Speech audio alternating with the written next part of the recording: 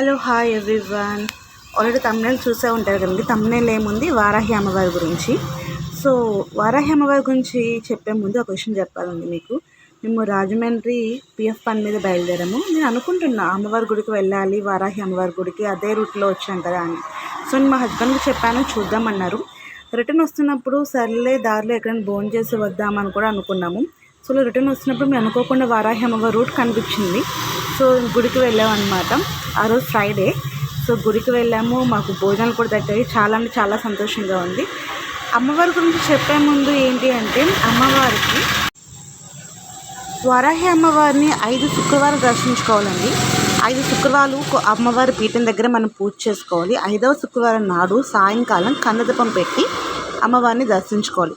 అలా కనుక చేస్తే మనం ఏదైనా కోరికలు కోరుకుంటే కనుక ఇట్టే తీరిపోతాయి ఏంటండి.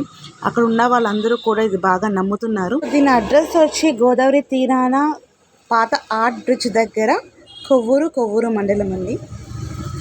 ఎవరికైనా కనుక వెళ్ళాలి అనిపిస్తే కనుక డెఫినెట్గా వెళ్ళండి, ఒకసారి దర్శించుకోండి. చాలా అంటే చాలా బాగున్నారు అమ్మవారు. మేము కూడా ఏంటంటే అనుకోకుండా వెళ్ళాము.